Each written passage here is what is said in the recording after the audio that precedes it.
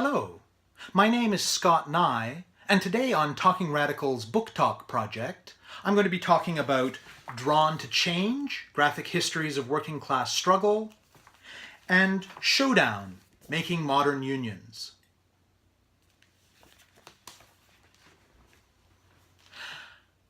How do you do history in a way that reaches people, that engages people, particularly people who are not themselves historians and are not based in universities? I've thought about that a fair bit over the years, and I don't know that I have any firm answers, but part of the reason that I'm excited about the two books that I'm going to be talking about today is that I think they represent at least one line of experimentation in ways to try and answer that question. So the books in question are graphic histories. That means that they combine comics-based approaches to storytelling with history. In the case of this book, Drawn to Change, Graphic Histories of Working Class Struggle, it presents 9 different short graphic histories. These were assembled by a group called the Graphic History Collective, which is a small group of historians and writers and artists based mostly on the West Coast. And these 9 stories were researched and written and drawn by both members of the Graphic History Collective and other historians and writers and artists that they brought into the project. And the stories cover a range of different working class struggles. The oldest of these is from the late 1800s. It's one about the Knights of Labour. There are a couple that are quite recent history, one about the Ontario Days of Action campaign in the late 1990s, another about the struggles of migrant domestic workers. There are a couple of them that are more biographical in character. One about Madeleine Perron, who was an iconic trade unionist and feminist in Quebec, though she's not as well known in the rest of the country. And the other biographical one is about someone called Bill Williamson, who I hadn't heard of before, but he was apparently very involved in a number of different important struggles in the first half of the 20th century. There are a couple that are about specific events. There's one of these that is about a coal strike that happened in 1935, another about a big battle on the docks on the West Coast that happened in the same era. 1 or 2 are about a specific organization. So one is about a small socialist feminist trade union that did some important work organizing in predominantly Vancouver, I think, in the 1970s and 1980s. There are 1 or 2 that are about specific groups of workers. So one about Indigenous people who were workers in segments of the fisheries on the West Coast in the late 19th and early 20th centuries. So it's a really interesting range. And each one of these is presented in comics form, but they have each has an introduction that's a couple of pages long in text, written by, I think they're mostly written by scholars, historians, or labor studies people, or social movement scholars, that kind of thing.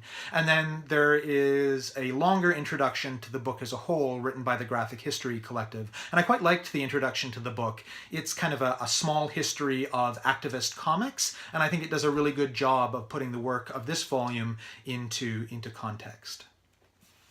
So the other book that I'm talking about today, Showdown, Making Modern Unions, is, again, it's a graphic history. In this case, the entire book is about one struggle. It was written by historian Rob Christofferson, illustrated by Simon Orpana, and the struggle that it focuses on is a strike in the steel industry in Hamilton, Ontario that happened in 1946. Now, if you don't know anything about that history, that might sound like a kind of weird and arbitrary thing to have an entire book talking about, but it is actually a really important moment in the development of the Canadian labor movement. In 1946, there was a wave of strikes across the country, and the one in Hamilton in the steel industry was one of a handful of really important ones that happened in that strike wave.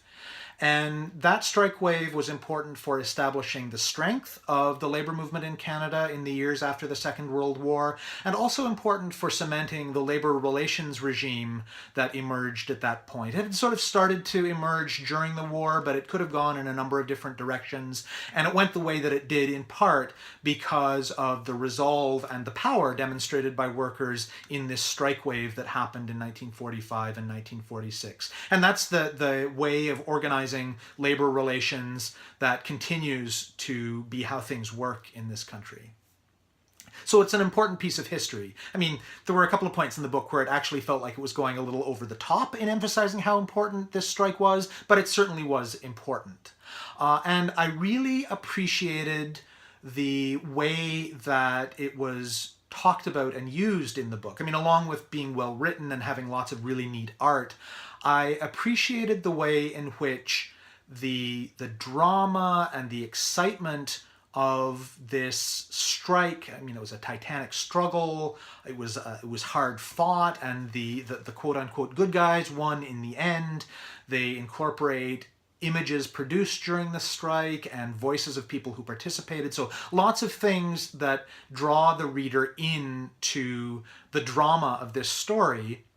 But they combine that really effectively with some of that broader context about sort of where had unions in Canada and in Hamilton come from, what emerged from this strike, that kind of thing. So I thought that was very well done. Now, that's part of what I liked about these books, the good storytelling, the good art. And part of why I like that, I think there's real potential to draw in readers to encounter some of this history from below who might otherwise not have much opportunity to encounter this kind of material.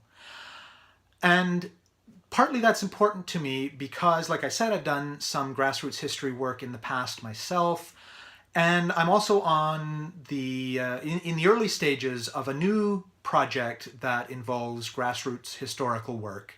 And in doing that, myself and the person that I'm collaborating with are really open to what we produce out the other end. We're not entering into it with a set aim, and we're really going to be consulting with the people that we interview. It's going to be very interview based, and also with other people in the community who do related social change work, movement work today.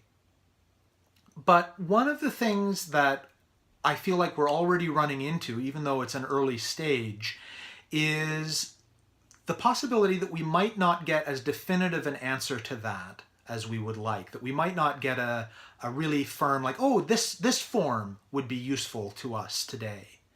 And in thinking about that, what I've come up with is, if you talk to people who are in movements or in communities in struggle, often many people will agree in principle that, oh yeah, we really do need to learn from the past. We need to learn from past struggles, from the past of our own movement, from other movements. But there isn't a lot of work that goes into creating spaces and opportunities for that reflection and that learning to happen. And I think that the way that most of us engage with media, where I understand media to be a very broad thing in terms of how we learn about the world, it's all about habit. Our practices of engaging with media change over time, and there are even moments where they can change quite abruptly. But for the most part, they're pretty stable. And the way that I engage with media, what I read, what I watch, how I read them, how I watch them, is much the same today as it was yesterday. And because there aren't existing collective practices in most movements and most communities in struggle, there are exceptions, but most, and because most of us as individuals who are in movements or communities in struggle don't have these practices on an individual level, just producing some work of grassroots history isn't good enough, because that can't enter into practices and habits of taking up media that just don't exist. So what to do about that? In thinking about that myself, I've come up with a few different possibilities, nothing firm, nothing definite. One of those things, I think, is that people who do grassroots historical work can't leave it at that, can't just produce some artifact and walk away and start something else. That there needs to be a real engagement with process or events or creating discussion, conversation. That has to be part of doing grassroots historical work. Don't know exactly what that should look like, don't know exactly what would work, though I have a few ideas of things that might be better, things that might be worse. I think, for example, that it's important that whatever efforts are made to engage people with thinking about history, they can't be too onerous. People are really busy, people are absorbed in survival struggles or in other kinds of struggles. So as important as engaging with history is, it has to be in some form that isn't too much work, too much time. I think there's also a role for people who are not themselves in the movements in question, taking on some of that labor of organizing opportunities for that engagement. Now, that obviously there are potential landmines there as well politically. They have to be accountable to the folks who are on the front lines and all of that. But I think that that might be a way to leverage in some of the energy to organize events and have discussions and have meetings and all of those kinds of things without the danger of taking away from struggles that are urgent and happening now. And I think it's important in whatever form this kind of process takes that it has to be something that is itself engaging and exciting and appealing to people, that we can't depend on, oh, you need to talk about this, shoulding, to get people engaged with this. So that's one avenue that I think that this work has to go, is around creating processes and events and opportunities for collective conversation. But I think artifacts coming out of grassroots history work still matter.